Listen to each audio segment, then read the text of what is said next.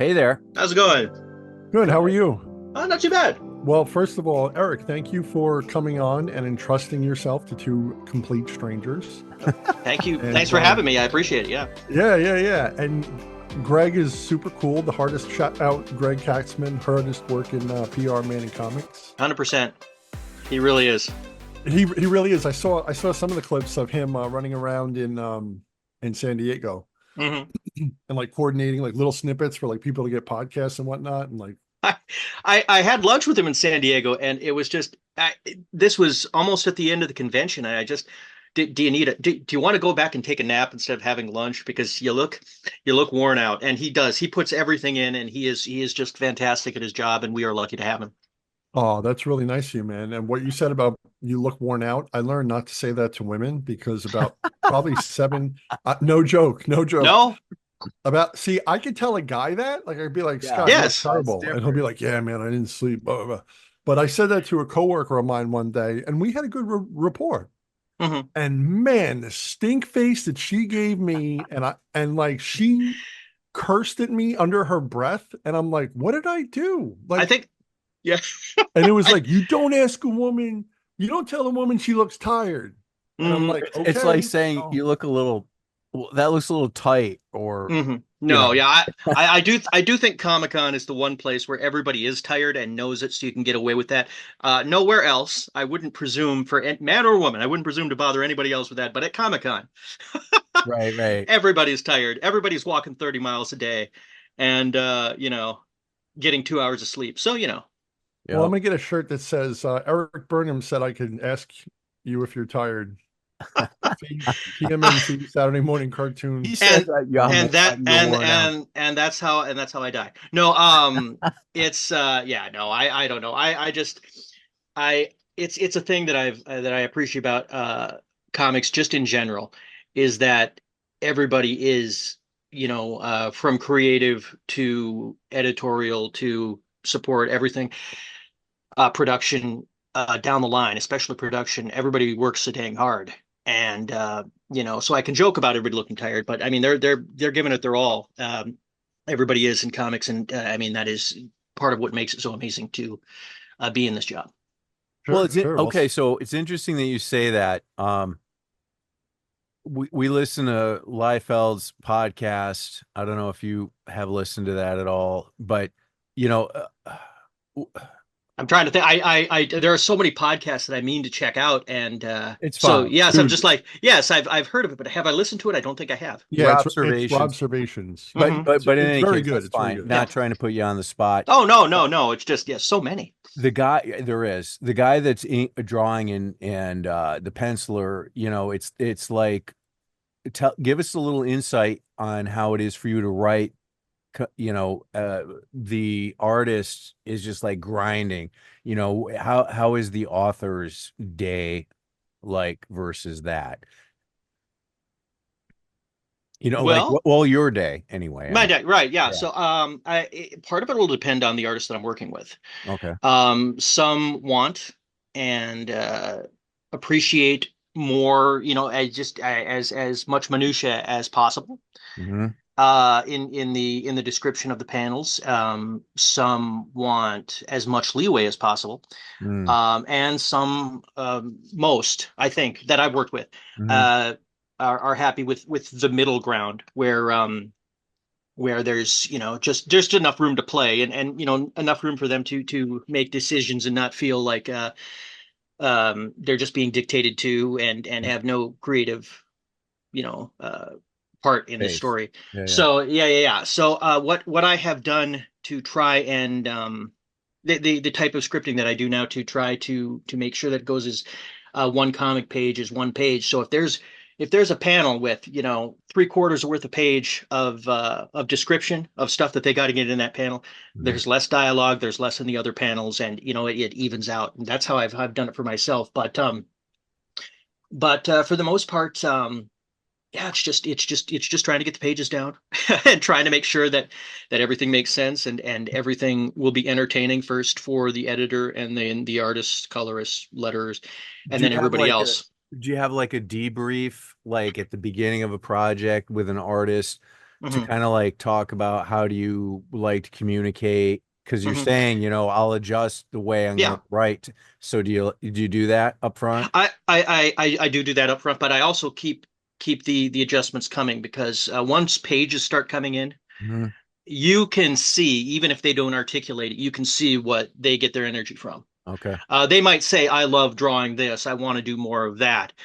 Um, but it's not always the stuff that they expect. You can see where the energy is when you get the pages in. Like, okay, they said that they like drawing blah blah blah, but they turn in amazing blah blah blah. So I'm going to draw more of that. I'm going to write more of that for them to draw, Hmm. as well as continuing the stuff that they asked for. But I mean, you know, it uh, collaboration by observation, making sure that I'm paying attention and they pay attention. If there's a funny expression that they draw in, I will change dialogue. If there's a funny dialogue, sometimes Dan Schoening especially has said, you know what, I want to go back and I want to redraw this because I think I can get the expression better, the acting better, Hmm. and which so it's the and that's how it's worked on everything. I've been super fortunate with the folks I've worked with. That's how it's been on just about everything going back to the beginning of my career. Okay. Interesting. Collaboration. When you get an assignment or you choose a project or however you go through it, and then you start thinking about it, or maybe you've already thought about it before what about that part of it? Like, are you already thinking about something before you get it? Like, I would like to do this and I kind of have an idea, Hmm. or you just sort of like, I'd like to do this, and if I get it, then I'll have the idea. Like, what order of things happens? Yeah, usually something pie in the sky. Say, I don't know, that I'm really familiar with, that I'm really a fan of. Like Ghostbusters was, or Spider-Man, or Ninja Turtles. I will have a vague idea of what I would love to do. Hmm. That's not always what they need or what they Right. want. Right. And if I get a chance to pitch on something, they'll tell me what they want. We would like this. Hmm. What can you come up with for this? And then I'll start the process. So I mean, everything I think of before I have the job is vague. Hmm.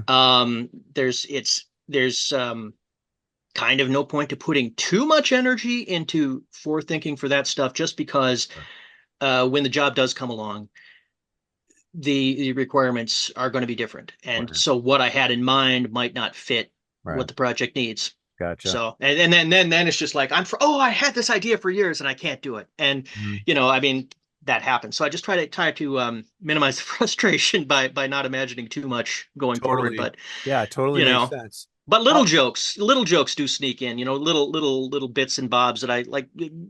The gag that I had going back a decade ago now with Ninja Turtles is I thought, well, Michelangelo, it'd be fun if he was the one in the IDW iteration, the only one who could speak Japanese, because that would be the most entertaining to me and the most unexpected. I think coming to it cold, people will go, the leader, Leonardo, yeah, he's the guy. He's going to be the one who speaks Japanese, just as a crude example.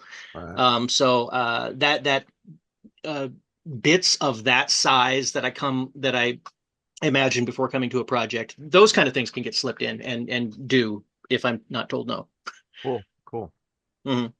Wow. How do you say the artist last name? Lati? Lat I've heard Laddie, but I've never heard. But he's never spoken it to me. We met once, and it was he just introduced himself as Tim. So I haven't heard it out loud myself Okay. from him. So I'm going to assume Laddie, and if Lati. that is incorrect, I apologize. Hmm. I Fair. wasn't going to apologize. I was just going to say Lati and be like, Hmm. "Hey, Tim Lati," and Hmm. then we'll go from there. But Sure. have you ever taken your hand and like slammed it and been like, "Lati, I said pepperoni pizza, not meatball in his Right. hand." Right. That's it. Yeah. No, no. Fix the image. I need you to go back and redraw. No, no. Uh, um, it- just moving from that prompt. If there's something that I wrote in that isn't drawn or colored that way, the easiest thing to do to fix it is for me to rewrite, not make somebody redraw or recolor something, unless it is a major plot point. And if they screw up, it's never a major plot point. It's always just a small detail. Mhm. So I mean, yeah, I'm it's path of least resistance in monthly comics, and usually it's the writing that gets fixed. Um, if something like that happens, and that's, deservedly so. Sure. That's Thank you. interesting. That makes Hmm. Thank you. sense. But Hmm. appreciate that. So I went through the first volume here, and it says discover the 4 lost episodes from the original 80s cartoon. Hmm. And I got to tell you, I had so much nostalgia. I Hmm. remember I remember watching it I don't even remember what channel it was on when I came home from school, but I Hmm. remember the original Ninja Turtle one. I remember Hmm. going to Burger King and getting like the VHS ones Oh and yeah. had like two of them on there, right? Hmm. And then Tim Latty absolutely crushed it in this. He captured the look and the aesthetic of that cartoon so Hmm. perfectly. And then you brought in some of the toys, like what was it? The Hmm. blimp one. Yep. That was super cool. I was like, oh my God, I remember that toy. And then you also did Toka and Reza. Hmm. I was like, oh my God, Toka and Reza. I remember when I was 10 years old going to the movie theaters and watching that in the theater. Oh And it was yeah. like, oh my goodness. And so I saw you honor that. And of course, you had the usual suspects, Krang and Bebop and Rocksteady and Shredder. And Hmm. all I could do was hear I have barely listened, like watched an episode in many months. Like sometimes it's on YouTube. They'll have a Hmm. little, but all of a sudden, like the back of my brain was unlocked, and all those voices and episodes and everything came flooding back, and I was hearing everyone's voice from the original cartoon, and I was like, "This is amazing." So I I, wanted to tell you how great of a job you did. I appreciate that. As far as dialogue, as far as writing, that is my goal. If there's a voice to be heard, I try to make sure that the pacing of the words suggests it to people's minds. And I mean, I got into that habit with Ghostbusters, and so far, I hear from enough readers that it's working, that I'm feeling gratified that I'm doing a good job. But I appreciate that. Thank you.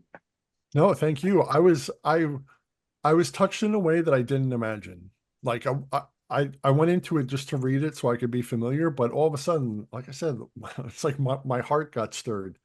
And I was like, wow, this Eric really knows how these characters were in the cartoon. And I was I so watched a lot appreciative. of TV. No, me too. Like that's why I wear Yeah. glasses because I Hmm. sat too close to the TV. My mom tells me she's like, so Hmm. that's why you got glasses. But she used to always tell me move back because I'd be watching Ghostbusters number one. Yeah. That was my first love, Hmm. Ghostbusters. Then it was Turtles, and then a little bit of GI Joe, and then Batman the animated series, and so on. Sure. Sure. But I'm it with was you. right there. Yeah. Um, with regards to Ghostbusters and GI Joe, forgive me, I don't do like wiki anymore because we've had too many instances where we've been like, oh, and wiki said you did this, and We've the got creator said, no, slammed I didn't. hard.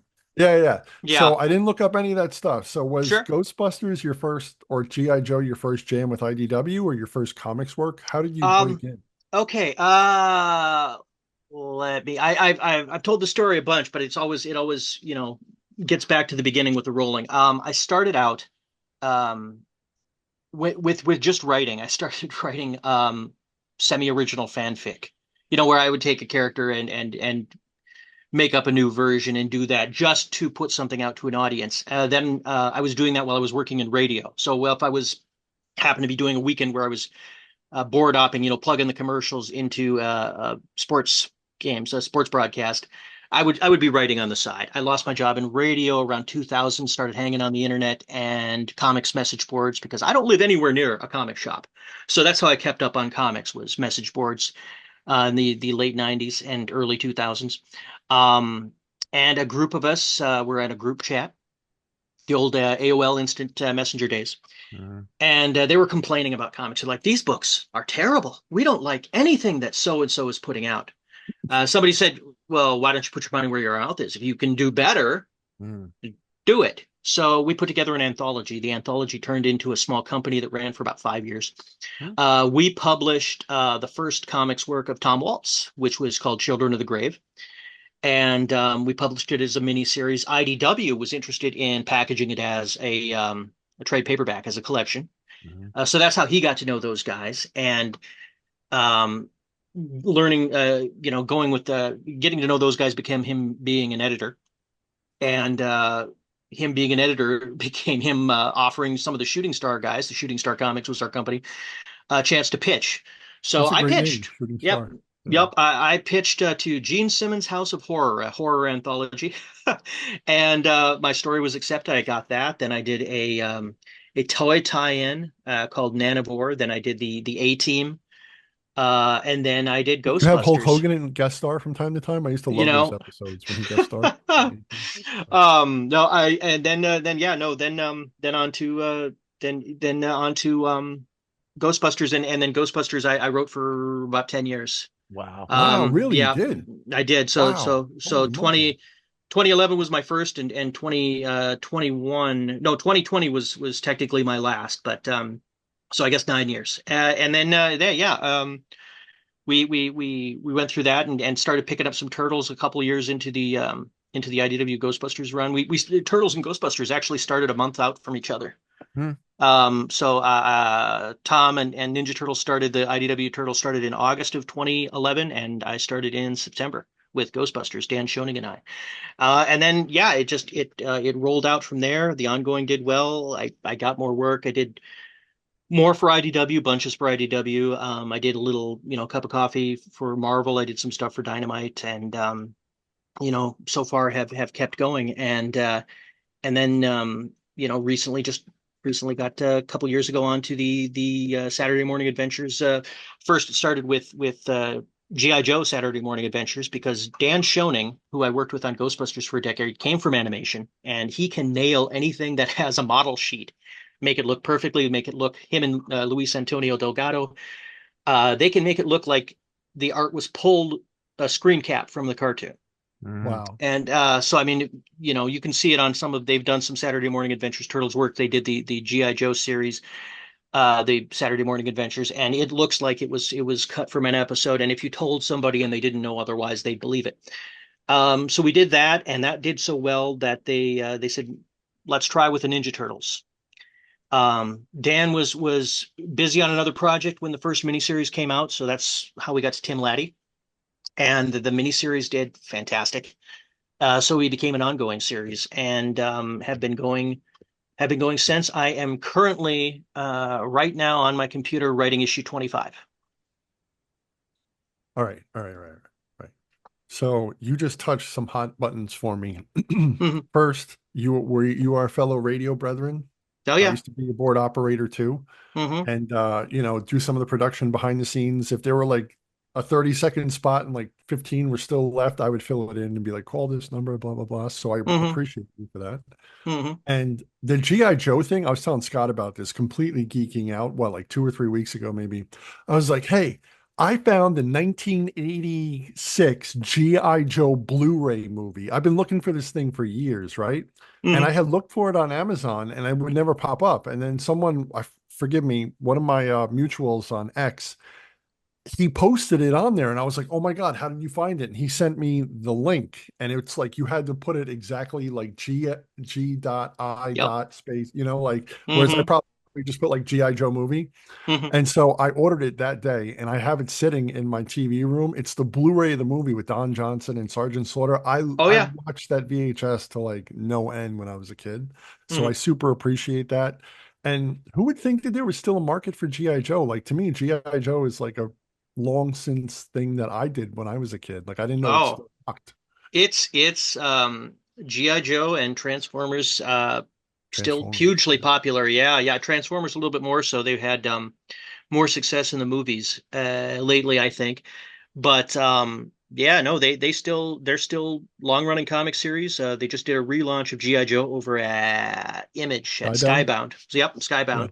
So and that's from all I can tell doing pretty well. So yeah, no, people still love it, and I know that eventually Hasbro is going to crack the code on how to do a movie that people uh you know go in droves for. I mean, they figured out Transformers, so it's only a matter of time before they figure out the one without as much CGI. Well, what about speaking of Skybound, like the fact that they're doing G.I. Joe and Transformers, I'm like, wow, why did Hmm. it take so long to do that? That's just ingenious. That's like peanut Oh, butter and jelly, man. That's oh yeah, awesome. no, they. I mean, it's everybody who gets the license does it eventually. Marvel did it. I'm pretty sure. that Devil's Due did it. I know IDW did it, and Skybound's doing it. They really are. The two franchises work so well together. So it's always fun to see them combined. Well, I think what you do is awesome. The fact that you can channel those things.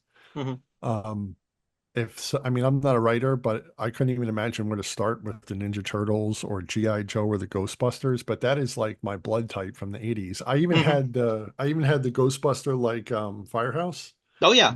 and the containment unit and Peter and Ray and all that and Egon. Hmm. So that is I really did not know that there was still a market for that, that people were still into that. And then I guess new generations, when you go to cons and, do you have a table and like, is it a mixture of young and old, or is it more Yeah. young or more, older Yeah. geek like me or? No, when I do get out to conventions, it is a mixture, and the stuff that I've done has attracted younger readers who don't necessarily have a long history with it. Just like, oh, this looks cool. I'm going to read this. We did a Godzilla series that was marketed towards middle grade, so 12, 13 years old, and there was a ton of 12 and younger who loved this book, who didn't necessarily know Godzilla beforehand.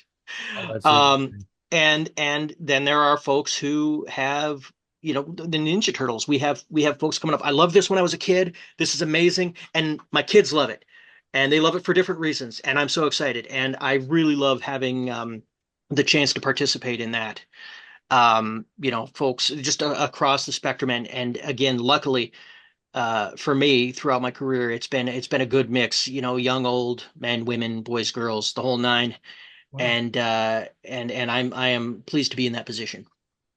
Yeah, that's The super cool. Godzilla thing, did you go back and look at any of the Marvel 70s Godzilla stuff before you started that project? No, I didn't. What I looked at was the 70s movies. Hmm. Toho was very particular about what they wanted, Okay. and they also have rules for Godzilla, what can and can't be done. And those rules evolve over time. So some of the stuff that might have worked for Marvel in the 70s, You couldn't do. somebody might have changed their minds on, Hmm. you can't do that anymore, or you can do that, but. And so we tried to just keep to what was in the movies, and then pay attention to the guidance that they gave us. And because I mean, Godzilla is their baby, and they're not going to steer us wrong. So we went ahead and followed the films, followed the heart of the films, and And that speaks to a had a good time. question I was thinking of as you were talking the last few minutes.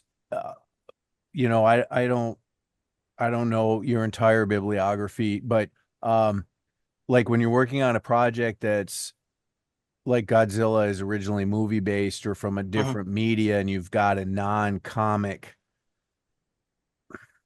instituted universe versus something that maybe started in the comics, Hmm. how much different is it to work in that space versus, when you're taking like Ghostbusters is a film-based thing, Godzilla Hmm. obviously is, versus we're just taking on a storyline that's started in the comics and remains primarily in the comics. It's honestly, it's kind of all the same, and I mean that in that you have a world, and that world is a nice little sandbox. And the sand in that is the characters, is the stuff that they have been through in all the iterations. And you can play in this corner, and you can't play in this corner. Now you can play in this corner, etc. But Mhm. basically, it's here's your world, here's your characters, here's their history, go. Mhm. And those circumstances, whether they come from a comic strip, from a TV show, from a movie, from a comic book, from a video game, Mhm. it all evens out. Okay. Characters are characters. Okay. Fair enough. Mhm. Yeah, That makes sense. yeah. Brian? Do you have a specific way that you channel inspiration? Like, do you have a desk that you sit at with like, certain music, or do you have the Ninja Turtles or Ghostbusters on in the background? Like, how do you get No. down? Yeah, no, I can and do write from anywhere. I've got a desk in the corner of the house here that I will write at. I do go to coffee shops. I do go to the park when it's nice, what have you, anywhere. And I do listen to I can't even say a specific kind of music. I will just find whatever I'm in the mood for and hit go because I learned to love everything while in radio. And so sometimes, bubblegum pop, or sometimes or orchestras, classical, sometimes uh some ska punk, sometimes, whatever, just all the line, whatever I'm in the mood for, and it doesn't necessarily correlate to what I'm writing. So, something cutesy might have some very heavy metal music behind it. You don't know, but I just throw the music on. I go. I cannot listen to something necessarily when I am stuck on a plot point, Mm. at which case I will have to do something else if I'm, if there's a part of the story that's eluding me, the old standbys: take a walk, uh, play some music on a trying to learn a baritone ukulele, play something on that, or go exercise, anything to get my mind off the work. And usually within an hour, the problem will solve itself, because otherwise I panic. And and then I get back to work. I mean, once I have the plot down, once I have the general structure of the 20 pages, I can motor through, listening to anything, doing anything, watching TV, because I outline pretty tight. So just formatting it is very easy. So tight outline, then format. And the format's kind of like a rewrite for me. So. So you jot down ideas like bullet points for yourself, Yeah. and then based off that you build the body of what you're going to write. I eventually I put up a thing on my website of how I script a thing, and the first thing is to come up with the idea, then the basic, here's what's going to happen on each page, and then I will go through, and if it is a dialogue heavy page, I will just write, here's what somebody's saying, something backslash as a panel border, and then more dialogue backslash, and then when I get to five or six panels, I move on to the next page. If it's an action heavy page, I'll do the same thing, but for, leaps at, blah blah blah, punches in the face, or whatever. And then when it's time to format, I turn those backslashes into panel one, panel two, and I expand out the dialogue into action and dialogue, and make sure that it's clear for the writer. So I mean, going through that process means that I have technically written each issue three times by the time I get to the first draft, and it's usually pretty well thought out and ready for whatever notes the editors and licensors have for me. Okay, interesting. Editors and licensors, so you have to go through two clearances. Yes, yeah. Everybody. I mean, the editor to make sure that the story is um, what it can be, and the licensors to make sure that I, have everything the way that they want it. Which is, like I said, that's all good. Everybody comes to the project with the mind to make a good comic book, and that's what we do. I mean, that's what we try to do. I mean, I love I mean, if there's any screw ups, it's me. Fair enough. Hmm. If with the licensors, do they ever ask you to like, hey, can you put more toys in this script? Uh, some not necessarily toys, but they will have suggestions, and sometimes it's, can you add this character, or can you think about doing this, or think about, and it's never a demand. Okay. If something is demanded, well, requested, required, we'll say it that way, I will know about it before I write the story. Mm. Oh, okay. Yeah, yeah, That's yeah. good. So if They don't throw we stuff in want, front of you no, after the no, fact. Yeah. there's never anything like that. It's always we would like you to do this, and then I do the story, and then it's all just tweaking and adjustments Hmm. from Hmm. there. I So. I loved when I don't even know what to call it. It was the glider, Mhm. glider blimp or turtle glider Oh yeah, blimp or no, we had to whatever. get that in. That's in the opening of the show. Yeah, yeah, It, yeah. so I mean, it had to be there. When I saw that in the first issue, I was like, oh, I remember this toy. I Hmm. remember it. I actually voiced that out loud to myself. I was reading Hmm. it by myself, and I was like, Hmm. oh, wow, I remember having this toy. This is Hmm. amazing. And I appreciated how hard you went on that. Hmm. Oh Because yeah. it's like everything was like, there was what, the pizza van. It was called the pizza van. Yep. I remember a friend of mine had that, and I was so jealous. And it had like, the like the discs that look like pizza, and you could press the button on the. Yeah, On I only ever got the figures. I never got the cool accessories or anything like that when I was a Me kid. too. But All I got, my so, dad, actually, I'll tell you the story. When I mhm, went, I still remember this. This is how vague it is. This is probably like 1992. I'm 10 years old. And my dad, we go to Play World, non-existent anymore. mhm. And he's like, you can get two of the turtles. And I'm like, but dad, I need all four. I can't play without all four. And I like cried my eyes out. And then he pitied me and he's like, all right, you can get all four. And I think he even let me get like a foot soldier. And Well, that yeah, was, you got to have a bad guy for them to yeah, fight. yeah, Then I mean, yeah. that's you got to think of it. Yeah, I Yeah, yeah, pulled. yeah. And that was my toy introduction. And I remember mixing Turtles and Ghostbusters like in adventures in the firehouse. It was awesome. So Wait, but I mean, and if you haven't seen it, we did do that comic. yeah, I haven't Yeah, read so that. no, we had that exact kind of fun. It's just like, okay, let's see what happens when we give the Ninja Turtles proton pack. Oh my goodness, that must be So awesome. it was so That much must have fun. been so much fun. 100%. Yeah, it was like I said, Tom and I started on the two comics in 2011.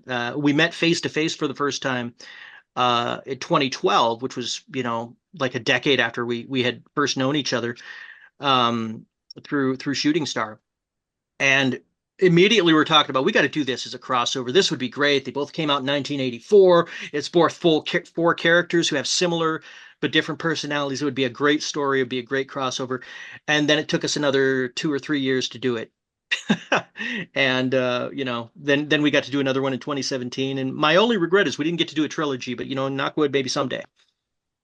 So you did two times Yep, you teamed up to go. Okay. yep, I yep. wish I wish that was in the back of the thing that I read on the back of your first volume. Mm, I would have been like, ooh, all right, let me check this out. So all yep, right, yep. thank you for that. I Sure. appreciate that because that would tickle my fancy. Hmm. I think getting into the minds of the characters, especially for a silly thing, Hmm. like is that ever daunting or do you just kind of like tickle yourself when you're writing dialogue and you're like, yeah, Well, that's something Raphael I, would say. I mean, I humor is tough. I think that I'm good at it, but I mean, it's so subjective that for every person that says this is absolutely hilarious, you're just as likely to find somebody say that's not funny at all.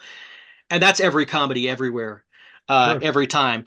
sure. So, nothing is universally funny, but I do try.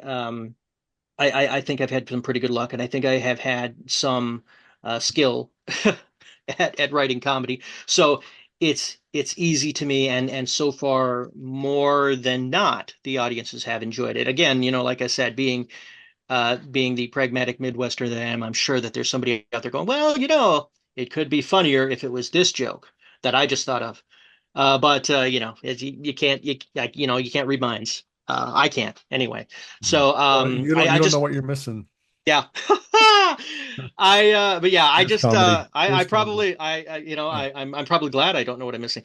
yeah, yeah. No, I just yeah, I write what seems funny to me, and again, part of the humor is making sure that you have the characters down enough to know how they would react to something, and then the humor can build out of that naturally.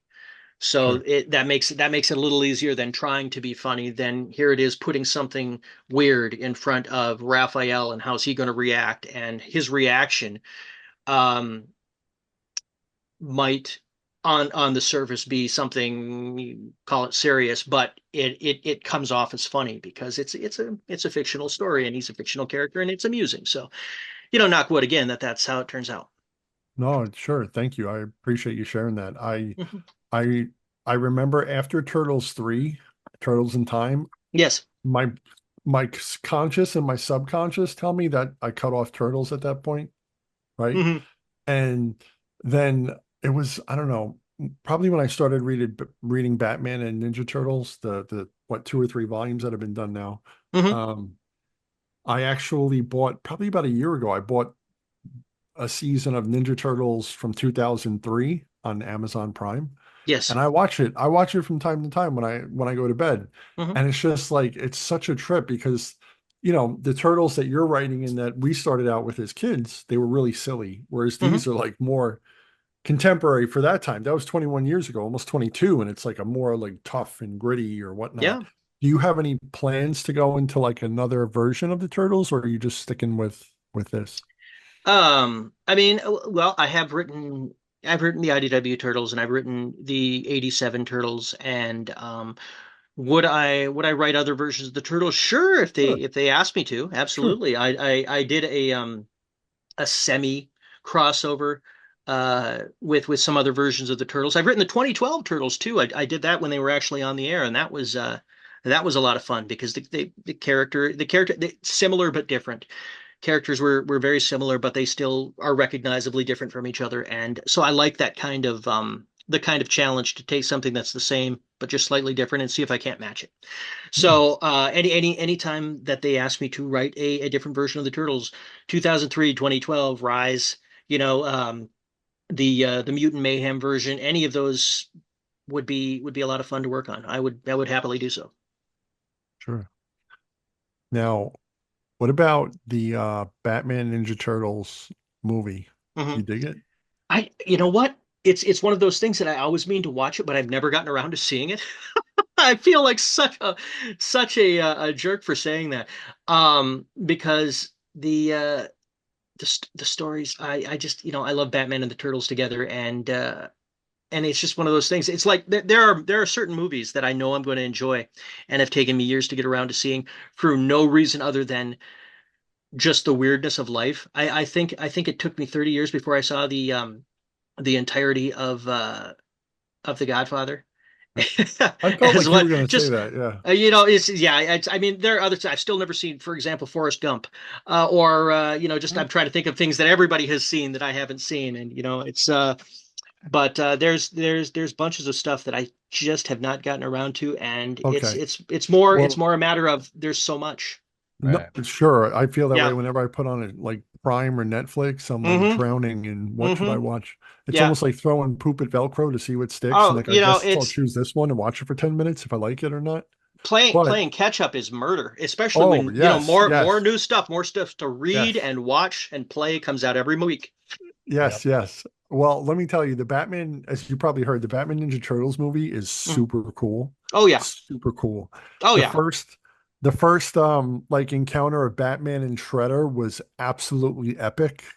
Like I remember watching it. I watched it a few nights ago. I put it on just for fun, and Mhm. I was like, "Man, this is such a great fight. If they ever did this in real life, it would be amazing." Oh yeah. And it was like they're fighting on the in the laboratory, and like Batman pulls the Shredder from the window. He shoots the grapple and pulls him out, and Hmm. then they're fighting on like this walkway and like going at it and like real karate. Like actually, it was so well animated and so well Hmm. drawn.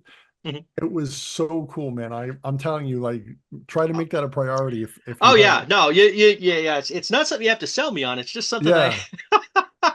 It's just like when I finish writing, how I wind up watching or reading something is I remember it if it's in front of me. Uh-huh. And then I go through that, and then and in the middle of that, I might remember something else, but I've already got this thing. So I had just read a book that I had had for a while that I had forgotten about. I was reading it was a synopsis. It was a breakdown of all the X-Men comics that Chris Claremont wrote.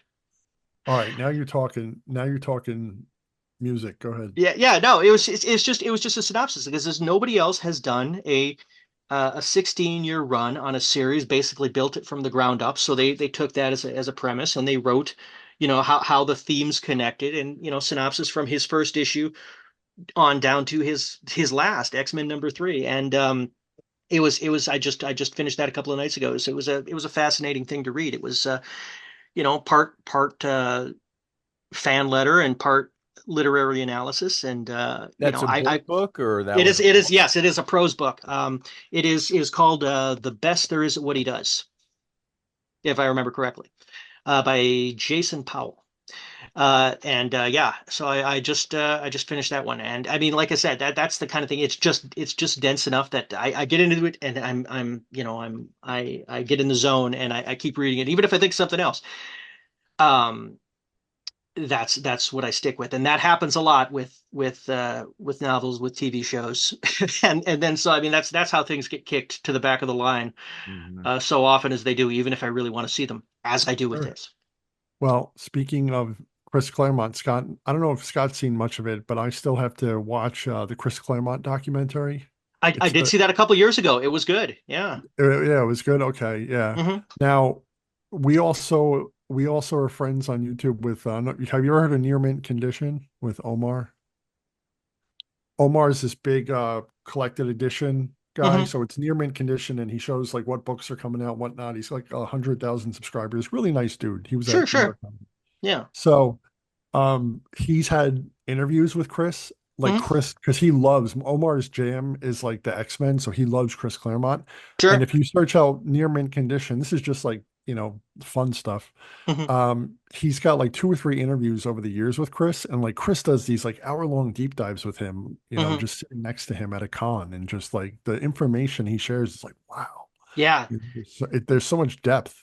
There's some of that in this book, and I mean it goes back to a deep dive into interviews that have been done by Chris and then the artists, and it is the footnotes were fascinating, and there get to some stuff like Claremont saying, if I would have just waited it out another 6 months, I might have stayed on the book, because at that point Jim Lee and Will Portesio went off to do Image. Mhm. And he goes, but on the other hand, then they might have brought in some other artist who wanted more control, and maybe I would have left anyway. And I was just, it was a neat analysis. It was a neat read. So yeah, no, I recommend it to X-Men fans for sure. Yeah, I'm definitely gonna Sure. have to check it out. The Hmm. the book that like sealed me or started me with comics was X-Men 111. Sure. So it was John Byrne at that point and Chris was writing. And I was just Hmm. like, we moved into this little village and there happened to be a newsstand. And I went down to the newsstand and I saw that on the rack and I bought it. And I'm like, I mean, I had seen comics prior, but I'd never been buying them. They were just Hmm. around, and it was Hmm. just like, whoa, this is totally like melting my brain. I didn't know that a comic could be this good. Hmm. Oh yeah. No, no. The stuff that got me was mostly reprints. My dad had comics, and I mean they all went up in a fire, but I was reading those when I was able to read, around 4 or 5 years old. And Claremont X-Men was in there, Burn stuff. I remember very, very clearly trying to draw some of the stuff with a purple crayon. Um, That would be a challenge. it would be a challenge, and I mean, it clearly didn't go so far, and anything that I did draw went up in a fire as well. So I Oh, can't. that stinks, dude.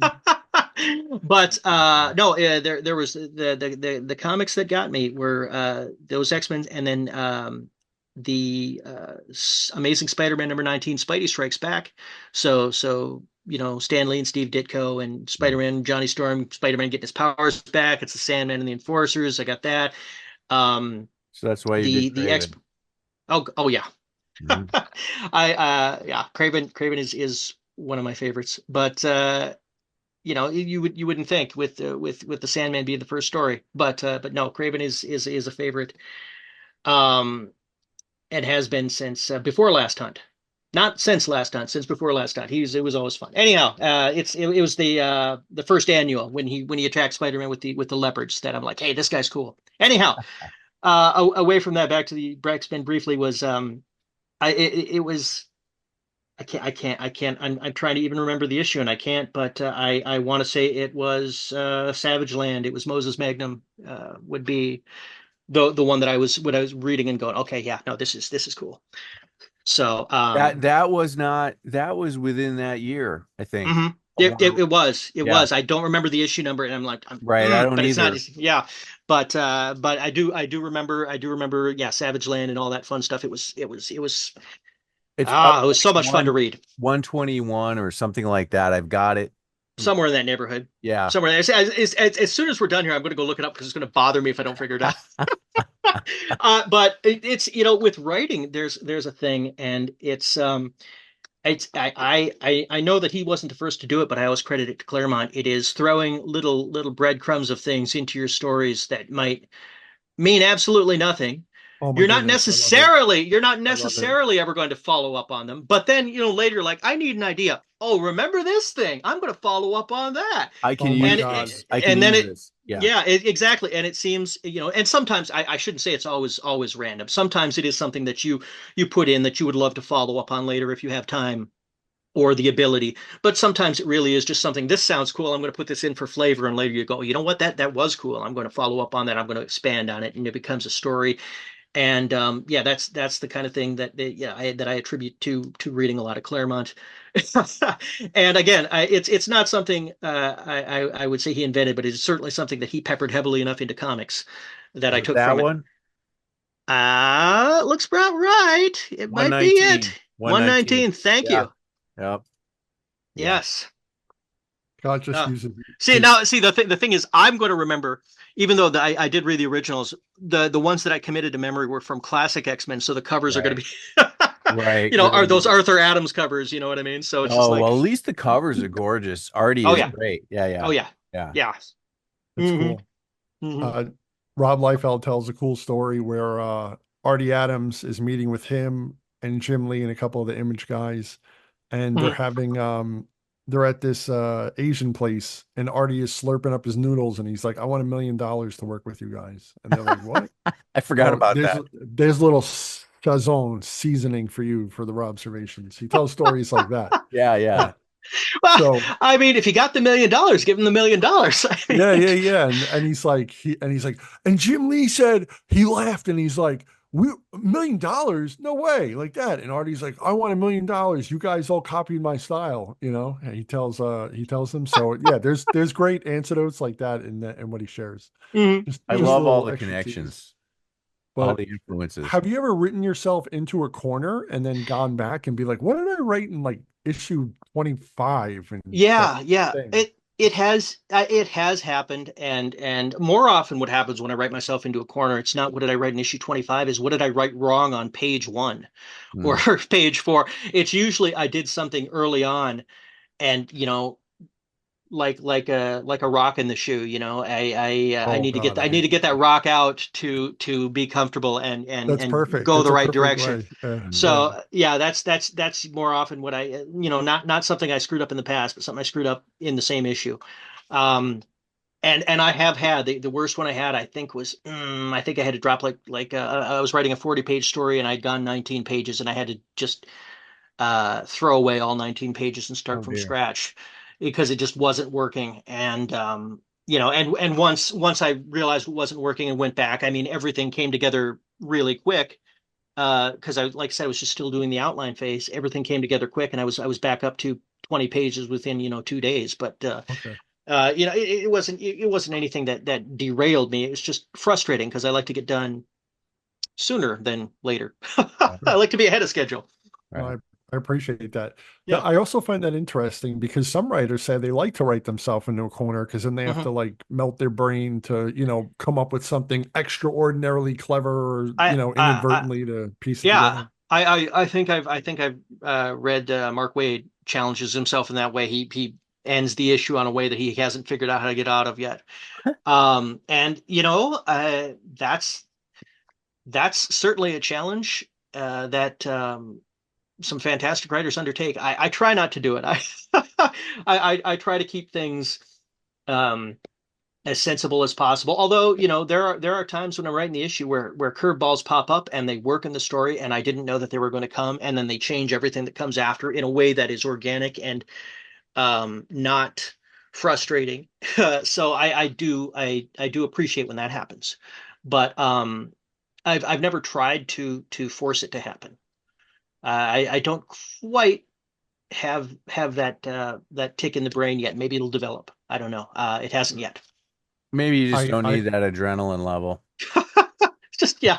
Yeah. Just I'll throw some more espresso in. It'll feel good. I'll take another couple shots, and that my brain will be dancing enough. I don't need to surprise myself. Right. Right.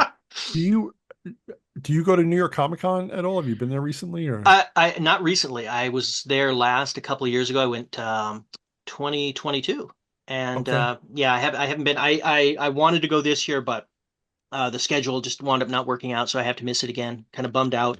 I do love going to New York.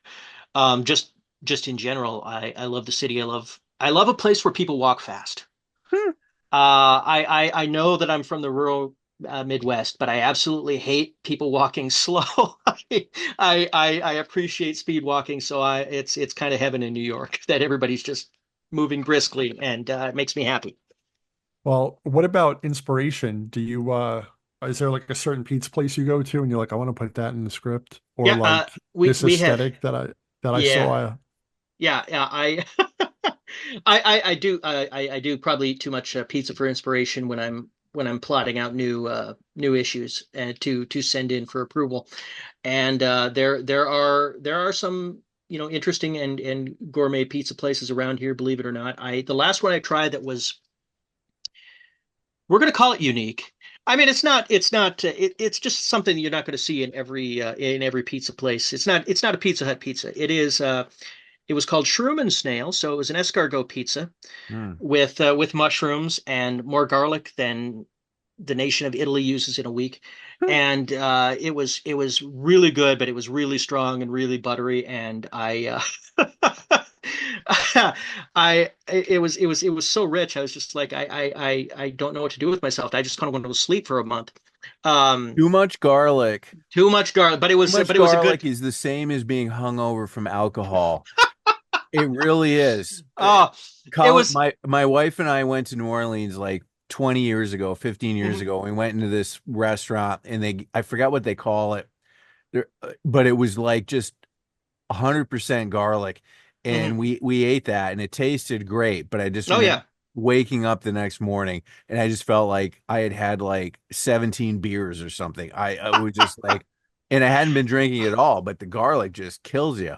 There was so much. But the happy part of the story is I did get inspired for a story that I wasn't initially initially thinking of. It led to a fun story that I don't know when it's going to come out. It is kind of an inventory story, but it's meant to pop in if we're ever behind schedule. And of course, me and the artist were all like 5 months ahead. So I don't know when it'll show up, but it'll show up eventually. And this Cool. was the brainchild of the mushrooms and snails. It's almost Interesting. hallucinogenic.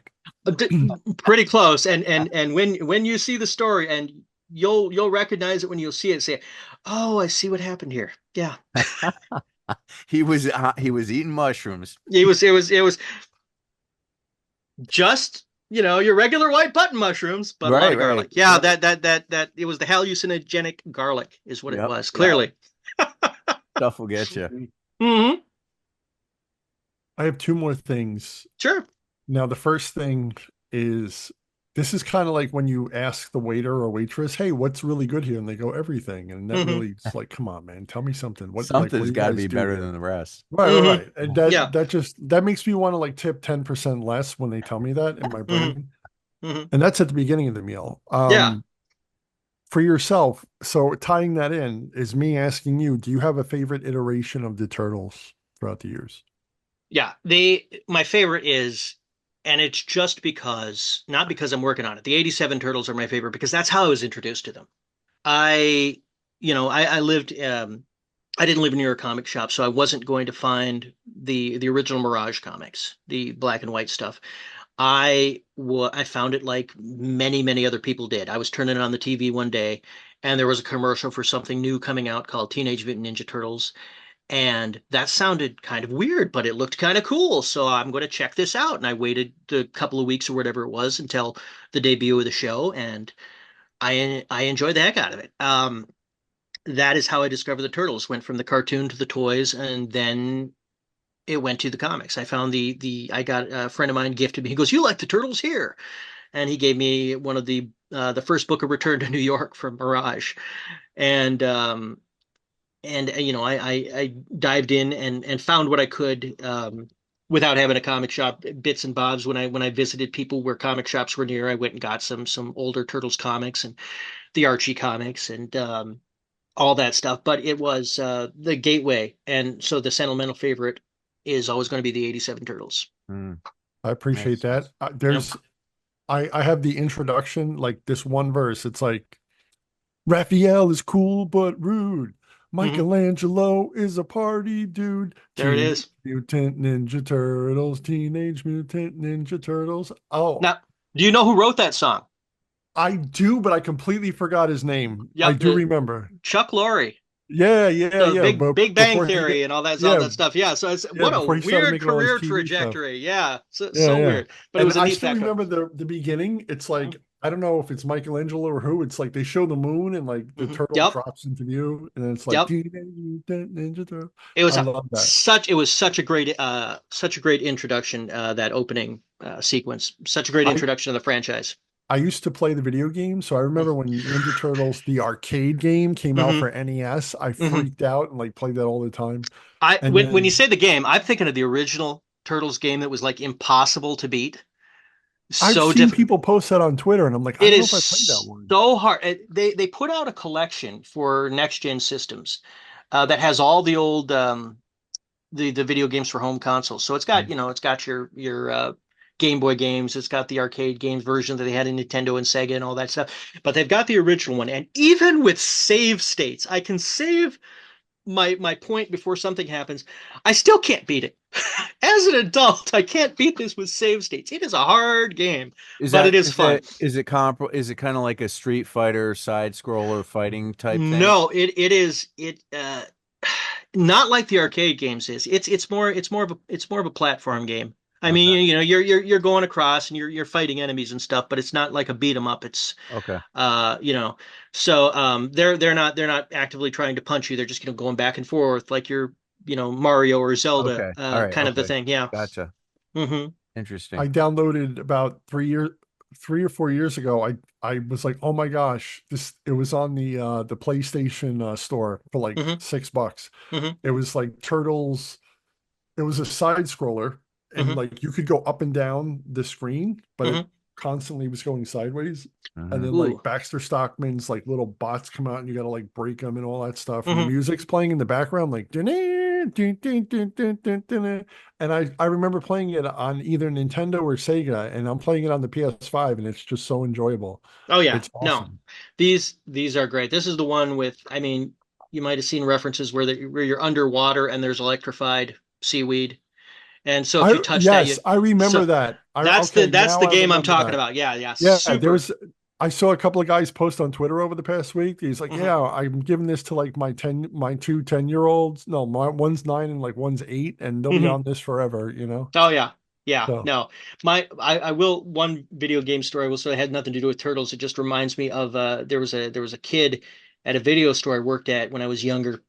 And he was talking about how great he was at all video games. He was so good. He could beat anything. He's got the GameCube. He's got the Xbox. He's got the PlayStation 2. Everything. He's so good. And I said, well, we've got this Atari flashback, and I don't think you can handle these games. He's like, yes, I could. So his mom snickers. She buys him the $20 for the flashback, the game. He comes back in a week later. You can't beat those games. yeah, He was so mad.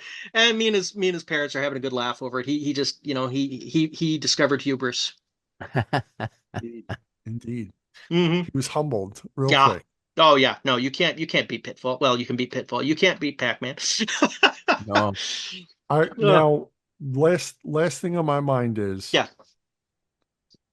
I don't remember reading a Ninja Turtles comic until they did the Batman and Ninja Turtles in like the past like 5 or 6 years. James Tynion with IDW and DC in tandem, Sure. and I Hmm. enjoyed those stories. Yeah. However, when I heard all the hoopla the past what like 2 years ago about Last Ronin, Hmm. I Mm. was like, okay. And so I'm reading it. I'm not sure of all the things they're hinting at, like in the past, Hmm. but what a compelling read. Yeah. I'm like 3/4 of the way through it. I started reading it like a couple of weeks ago. Hmm. Have you read that whole story? What's your thought? I have read that whole story, and Were you blown away as a guy who's like I directly in the continuity or I in? I was it I was, and the reason there was hesitation there was not because the story was fantastic. It was just, I used to talk with Tom Waltz all the time, and while he was writing it, he would maybe mention something about the story that he forgot that he told me. And so when reading it now, I get to them going, oh, so that's what he was talking about. Mm. He just, Yeah. muttering aside, he goes, oh wait, no, no, never, forget I said that. It was, but it is a unique story, and it is directly connected more to where Mirage started with the Turtles. than where they wound up going with anything else. But it does feel I'm trying to think of how I want to phrase this. It connects with people in a different way because of of in the same way that the Dark Knight does, which I think that they were trying to do. I just the words aren't coming to me. I'm staring at the book. It's sitting right here.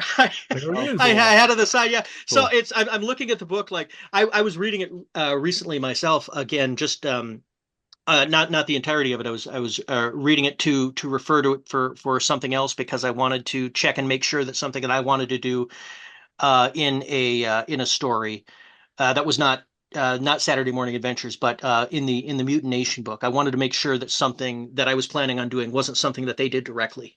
Mm, So I was referring back to it, just double check and make sure that I could tweak mine and not have it be too similar.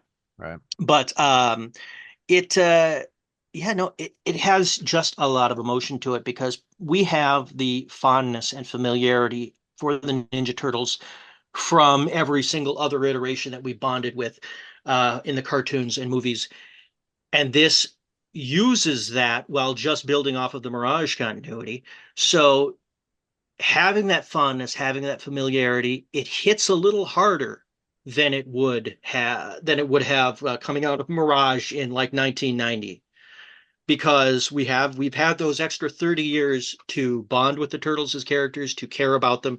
So all the stuff that happens to the turtles in this book hits a little bit harder because of all that, even though that none of that connects to this directly.